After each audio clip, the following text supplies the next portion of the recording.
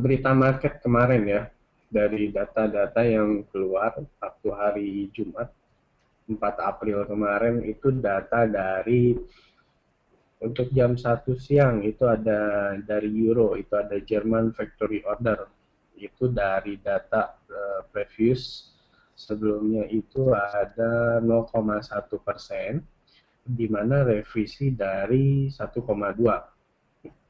sebelumnya 1,2%. Forecastnya 0,5%, yang aktual yang dirilis adalah 0,6%. Terus kemudian data dari Inggris jam 1 lebih 58 itu ada data perumahan atau Halifax HPI month per month, itu dari previousnya itu adalah 2,5%, dari revisi dari 2,4%, forecast 0,7%, aktualnya minus 1,1%. Data kurang bagus untuk Inggris ya kemarin. Terus kemudian ada retail PMI untuk Euro, data 4,8,5, forecast unforecast. Hasil yang dirilis yaitu 49,2. Kemudian data dari Kanada ini mengalami lonjakan yang cukup signifikan dari sisi employment change, di mana sebelumnya itu datanya minus 7.000, forecast 21,5 ribu, aktualnya 42,9 ribu. Bagus untuk Kanada. Dan unemployment rate-nya pun mengalami penurunan dari previous 7,0%, forecast 7,0%, data yang dirilis 6,9%. Untuk data dari Amerika sendiri, kemarin itu data non-farm, di mana datanya ada revisi dari sebelumnya 175, revisinya menjadi 197.000, mengalami kenaikan. Sedangkan dari forecast sendiri 199, hasil yang keluar kemarin kurang bagus untuk US, hasilnya 192, data di bawah forecast dan previous kemarin. Terus kemudian untuk unemployment rate-nya itu tetap dari 6,7%, forecast-nya 6,6%, yang dirilis 6,7. Nah, ini berbeda dengan forecast kenaikan ya, tetap maksudnya dibanding dengan forecast. Kemudian average hourly earning itu dari 0,4% ke 0,0%. Oke, Sebetulnya tidak banyak silakan. yang mengulas masalah non-farm payroll kemarin, yang Uh-huh. dirasa sebetulnya bisa dikategorikan tidak terlalu bagus, namun juga tidak jelek, ya tidak jelek. Dari non-farm payroll Oke. kemarin kan indikasi bahwa tingkat tenaga kerja unemployment rate dalam level tetap 6,7%, dari forecast 6,6%. Jadi sebetulnya ini juga meragukan, ternyata para pelaku pasar menyikapi keraguan terhadap pasar saham sendiri, sehingga di stok Amerika Serikat itu turun tajam. Kemudian juga data tentang non-farm payroll itu tadi unemployment rate, kemudian tentang non-farm payroll juga tidak terlalu bagus. Jadi forecast 196.000, ternyata yang keluar hanya 192.000 dari bulan lalu 197.000. Kemudian ini kita catat merupakan data yang berbeda dengan data yang ada di automatic data processing pada hari Rabu kemarin, yang dirasa cukup optimis sebetulnya. Namun kenyataannya yang terjadi di Amerika Serikat pada pengumuman data non-farm payroll itu jelek. Nah, dari performan kedua data ini, bahwa pertumbuhan dirasa sangat lambat untuk bulan lalu dari sisi tenaga kerja. Ini sedikit banyak mempengaruhi keputusan terhadap stimulus, yang banyak para pengamat mengatakan bahwa stimulus kemungkinan juga akan tetap dipertahankan, bahkan apabila terjadi lonjakan yang negatif, kemungkinan ada perubahan ke arah pertambahan, tapi itu kemungkinan kecil. Namun kemungkinan besar yang terjadi adalah penetapan stimulus tidak kurangi ditetapkan. Ini yang membawa pengaruh terhadap gejolak pasar yang terjadi pada hari Jumat. Nanti kita lihat secara chart itu detailnya seperti apa. Kemudian data besar lainnya yaitu di Kanada yang merupakan data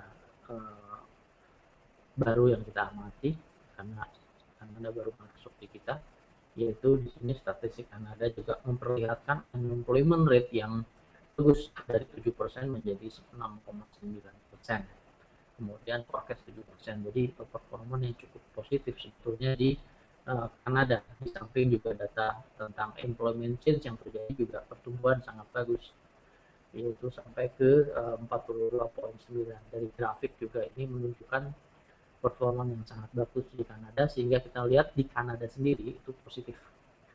Dolar Kanada dalam keadaan tren turun, kemudian Kanada, khususnya Kanada, itu performa yang cukup bagus. Demikian Pak Iksan, fundamental yang data keluar yang kemarin.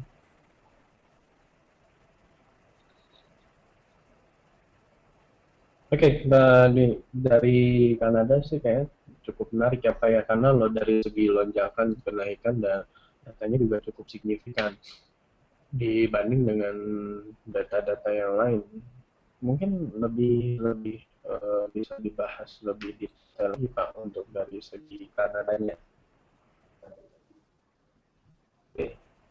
Kemarin cukup menarik sebetulnya kalau kita melihat di stok ya, stok itu langsung ke chart itu ada S&P 500 sendiri terjadi penurunan cukup tajam. Itu ada formasi outside dan inside bar. Langsung ke grafik.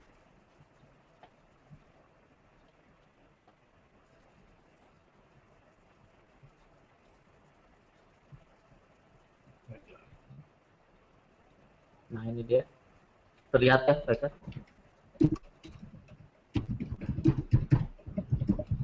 Sudah kelihatan? Sudah Pak. Ini sudah, ada sudah, formasi outside bar itu pada tanggal kemarin. Ini 1 jam terjadi sebelum non-farm payroll.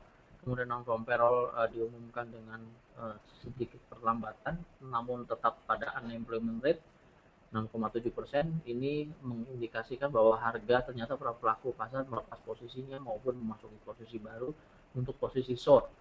Di sini juga secara teknikal terjadi outside bar. Outside bar yang dimaksud adalah manakala harga low dan high pada candle yang terjadi pada saat itu dilewati oleh harga high dan candle high di candle maupun harga lebih rendah pada saat low, ini menutupi dari candle sebelumnya yang ini disebut dengan outside bar. Secara teknikal outside bar merupakan indikasi bahwa akan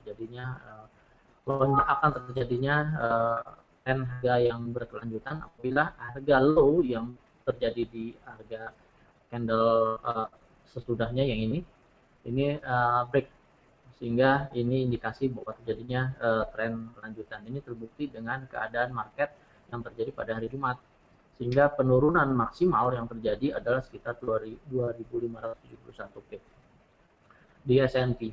Kemudian juga pada harga penutupan juga masih berada di bawah ke 2023 pips pada S&P. Kemudian hingga hari ini terlihat masih merespon dari keadaan outside bar. Setelah outside bar itu bahkan kita cermati bahwa terjadi inside bar. Inside bar yang saya maksud adalah harga high dan low yang terjadi pada candle ini berada di antara harga high dan low yang terjadi pada candle sebelumnya. Jadi ada dua formasi sebetulnya yang mengindikasikan bahwa terjadi tren yang cukup dalam. Pertama, terjadi outside bar menandakan akan terjadi tren yang cukup besar. Kemudian inside bar pada candle sesudahnya ini terjadi tren yang cukup besar. Kedua formasi ini mendukung sangat penuh terhadap harga, sehingga harga terjadi penurunan yang cukup tajam yang terjadi di S&P 500. Nah ini cukup menarik apabila rekan-rekan untuk mengamati kejadian ini. Ini sangat jarang terjadi, ada dua formasi sekaligus. Kesempatan sangat bagus sebetulnya kemarin pada saat non comparable diumumkan. Nah, ini tren yang terjadi juga bahkan diperkirakan akan terus terjadi pada awal minggu ini. Harga sekarang mengarah ke 1858,75, kemudian tren masih dalam keadaan downtrend. Secara medium term, kemudian mengawali dari long term, ini terlihatnya dalam keadaan sudah mengindikasikan terjadinya keadaan yang bearish untuk S&P 500. Kemudian kita lihat Nasdaq juga hampir sama. Kita melihat di sini, tapi hanya terjadi di formasi untuk outside bar. Ini outside bar yang terjadi di sini langsung breakout, turun bahkan satu arah, terjadinya pergerakan satu arah yaitu ke bearish, yaitu sekitar 7.741 pip di Nasdaq. Hingga saat ini formasi yang terbentuk masih mengikuti dari formasi tren yang terjadi pada hari Jumat setelah data non comparable diumumkan kemarin. Dan ini juga merupakan sebetulnya breakout pada candle non comparable kemarin, merupakan candle breakout yang terjadi pada hari Kamis, yaitu di 3.607 di Nasdaq.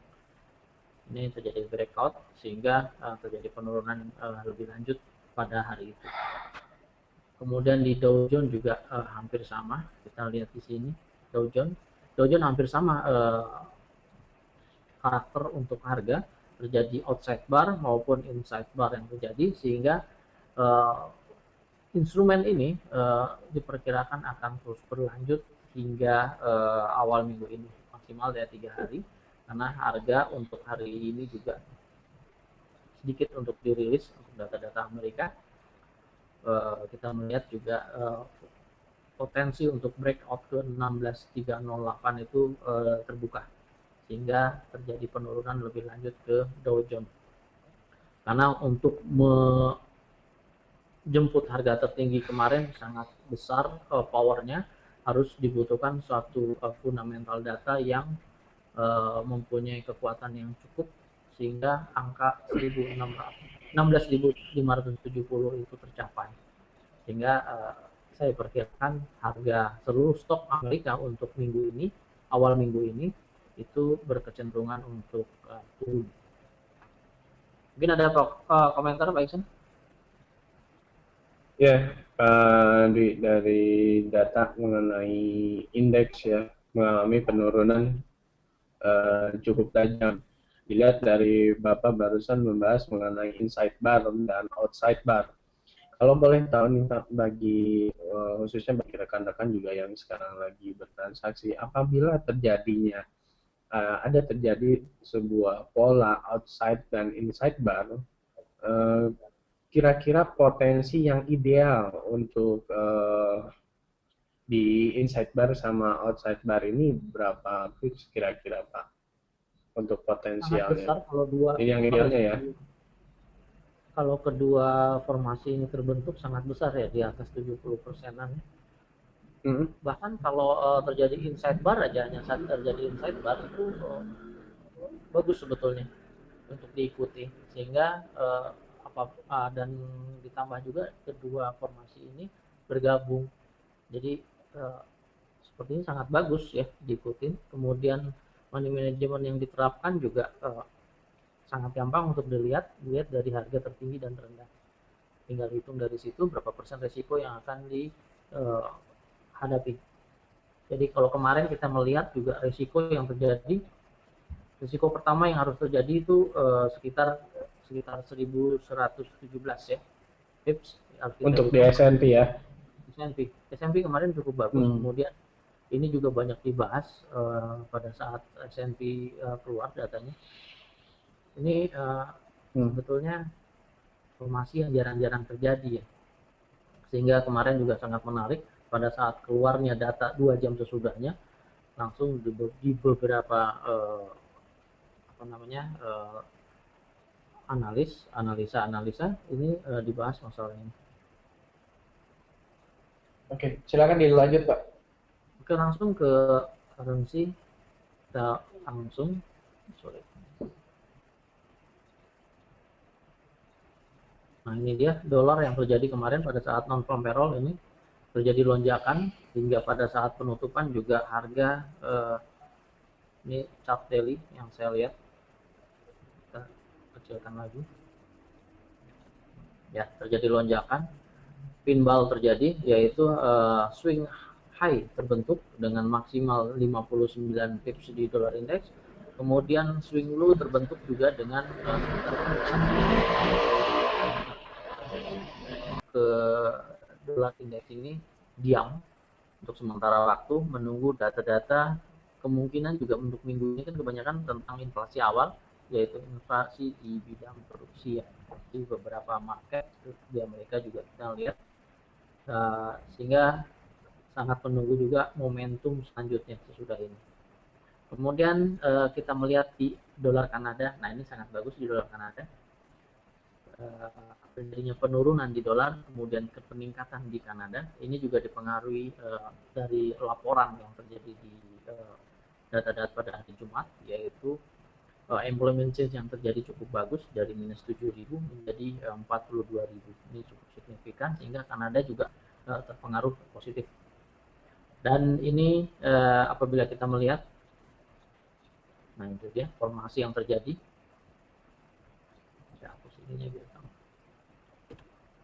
Formasi yang terjadi untuk 1 jam ini short term trading kita di Kanada. Nah, breakout terjadi kemarin pada data keluarnya data employment change Kanada. Di situ langsung breakout satu arah, tidak seperti di dolar index terjadi dua arah, ini satu arah hingga saat ini masih menunjukkan penurunan di dolar Kanada. Maksimal apabila kita short di sini pada saat harga sekarang itu tertuju ke 1.09552 untuk posisi short. Kemudian batasan resiko juga cukup kecil. Di sini hanya sekitar 251 pips. Jadi cukup kecil. Kemudian di sini nilai per point value-nya masih berada di bawah 10 dolar per point value-nya untuk satu lot standar. Jadi masih worth it untuk kita masuki dalam posisi short untuk dolar Kanada.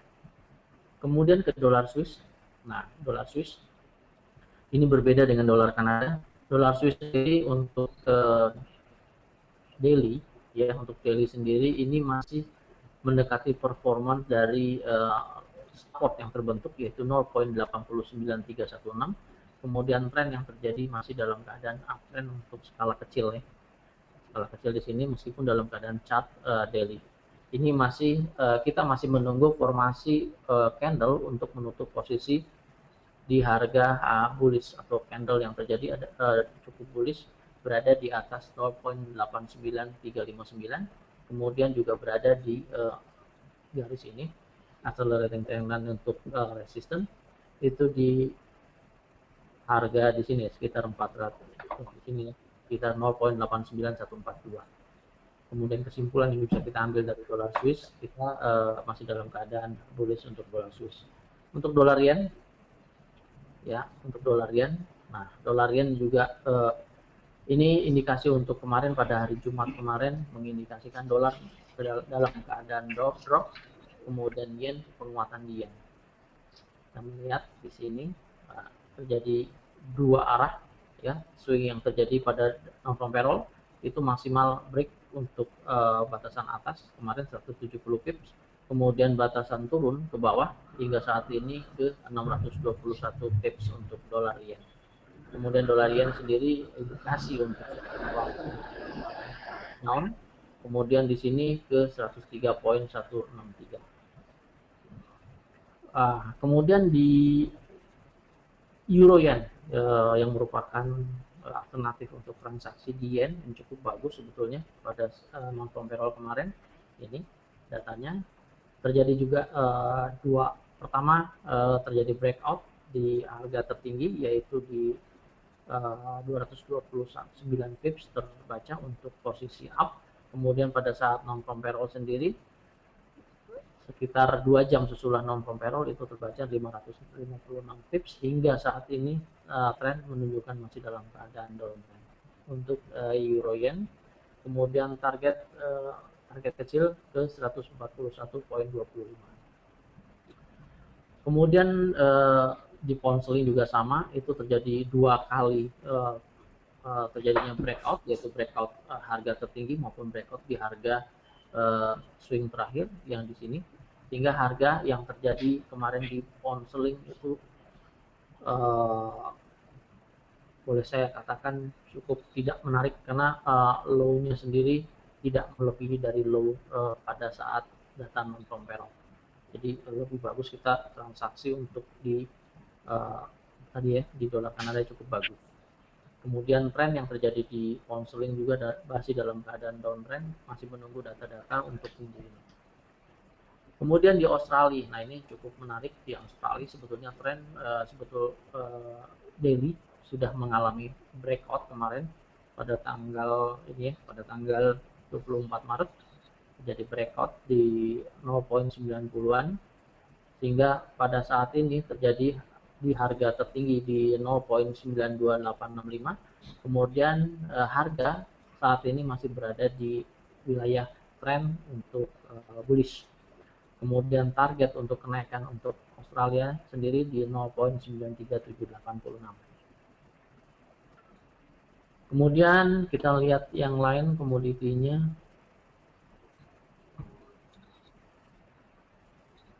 Nah, emas juga merespon positif sebetulnya pada saat penutupan sesudah data non-farm payroll, yaitu dari kenaikan di emas terjadi breakout di 1294,97 hingga maksimal terjadi range itu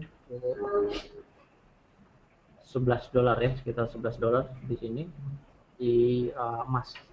Kemudian penutupan berada di 13.03, masih berada di wilayah area bullish untuk emas. Hingga saat ini juga kecenderungan emas mengalami bullish setelah terjadinya diskon ya, istilah kata di situ 50%. Kemudian satu candle sesudahnya juga mengindikasikan terjadi kenaikan, maksimal kenaikan di 1309,84. Kemudian di minyak ya, di minyak ini kita melihat kecondongan atau kecenderungan minyak untuk saat ini terlihat untuk saat ini juga harga minyak itu terjadi koreksi dalam keadaan trend up. Dia sekarang masih dalam keadaan koreksi dia. Kita melihat di sini untuk 1 hari saja ya, koreksi maksimal kita batasi koreksi ke 100.59. Namun begitu kita bisa manfaatkan untuk koreksi ini untuk bertransaksi di time frame yang lebih kecil di minyak, sehingga kita melihat kesempatan untuk pengambilan posisi sell saat ini juga dimungkinkan hingga ke 100.58 dengan batasan cut loss sudah barang tentu di 101.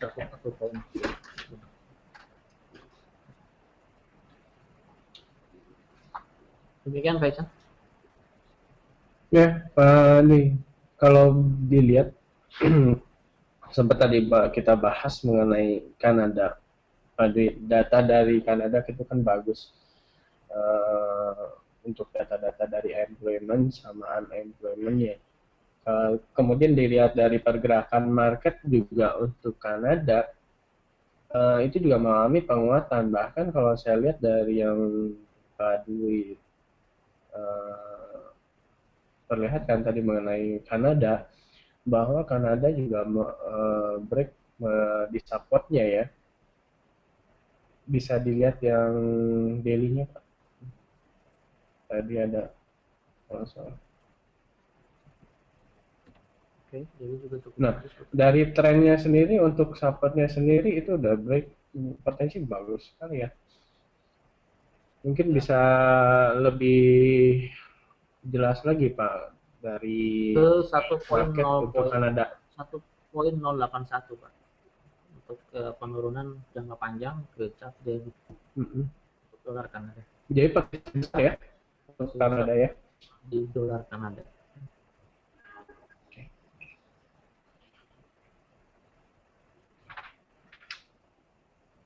Ya, sama satu lagi Pak, mungkin sedikit kita bahas mengenai China ya.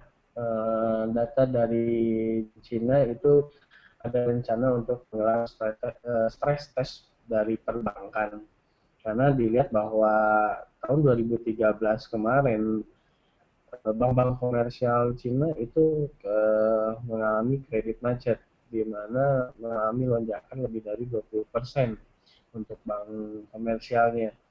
Bagaimana dengan tanggapan Bapak dengan China sendiri untuk saat ini perkembangannya, Pak? Di luar Memang market ya, Pak ya? permasalahan sekarang untuk bubble di Cina itu sangat besar. Di samping regulasi resmi untuk perbankan sendiri terjadi kredit macet, kemudian shadow banking yang terjadi untuk saat ini juga sangat besar.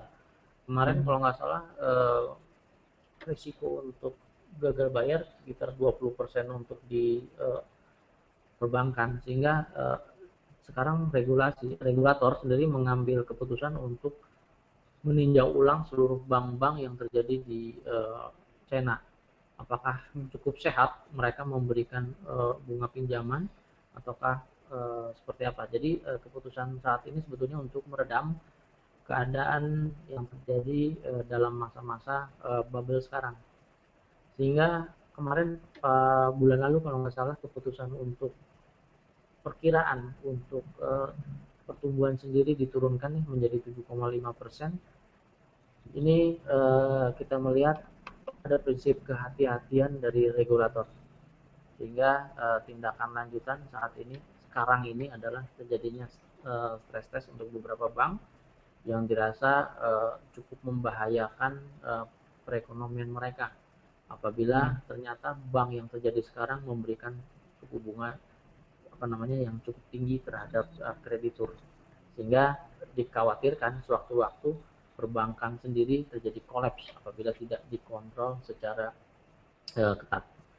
Saya kira pergerakan untuk di Hong Kong sendiri masih cukup menarik kalau kita melihat di Hang Seng sendiri juga masih cukup menarik, meskipun dalam keadaan daily masih dalam keadaan sideways.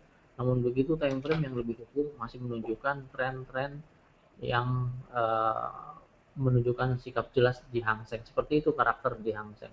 Jadi sebetulnya naik dan turun di Hang Seng biasa kita manfaatkan untuk transaksi. Contohnya saya buka yang 1 jam sendiri. Nah ini terjadi open gap tadi pas pembukaan. Kemudian saat ini harga masih berada di tengah. Sudah barang tentu kita bisa memanfaatkan untuk flow ini adalah sell stop untuk di indeks. Jadi penggunaan tools Monex Traders ini di sini juga saya rasa cukup optimum dilaksanakan di indeks ini, karena kita transaksi mempergunakan stop di sini. Jadi mempunyai sistem by client, jadi price by client ini kita manfaatkan untuk transaksi di Hang Seng, potensi untuk mendapatkan pips untuk di Hang Seng dengan time frame yang lebih kecil itu besar.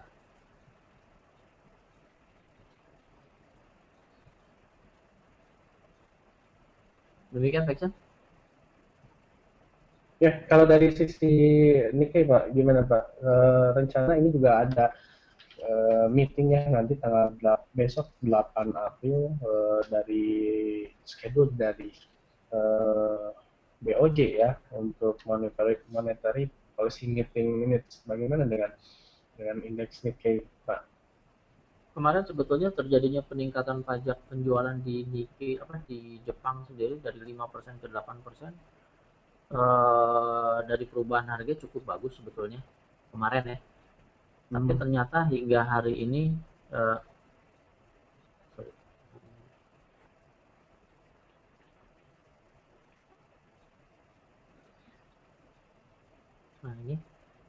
hingga hari ini 2 hari pada saat hari Jumat kemarin hingga hari ini membentuk tren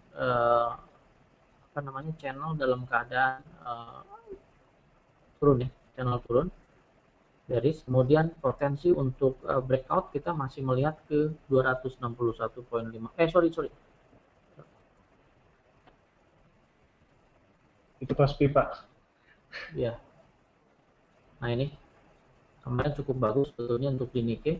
Tren masih dalam keadaan masih dalam keadaan uptrend dengan range yang sangat besar. Nampaknya Pak market secara global ini masih mencari arah untuk tren lanjutan di Nikkei. Mungkin kebijakan lanjutan untuk Nikkei, untuk Jepang kan ada pertemuan untuk kebijakan, kalau nggak salah besok ya. Besok Pak, Nah, ini betul. untuk menunggu itu. Tapi kalau saya lihat ini tren masih dalam keadaan sideways dalam range besar. Masih dalam range ya untuk ini. Oke, mengenai Kospi tadi menarik Pak. Kalau dilihat polanya pola flag ya. Ya, pola flag yang terjadi di sini full, kesempatan untuk terjadinya breakout down itu di 259.40. Ya. Oke. Mungkin saya cukupkan Pak. Terima kasih untuk morning briefing pagi ini Pak Dwi. Ya, buat rekan-rekan untuk diinformasikan lagi untuk berita mungkin untuk yang nanti akan dirilis lebih banyak itu sebetulnya datanya tidak terlalu signifikan seperti kemarin. Kalau saya ambil kurang lebih sih hanya data dari Swiss lah ya. Dari Swiss itu jam 14.15 itu ada CPI year to year, dari datanya dari last minus 0,1, forecastnya minus 0,2. Data kurang bagus untuk Swiss franc. Terus kemudian juga besok menunggu data dari Jepang, ada dari BOJ itu ada meeting untuk kebijakan moneter. Ya, ini data-data yang akan keluar untuk besok Selasa, terus dan untuk hari ini. Oke, saya cukupkan untuk morning briefing pagi ini. Terima kasih untuk rekan-rekan.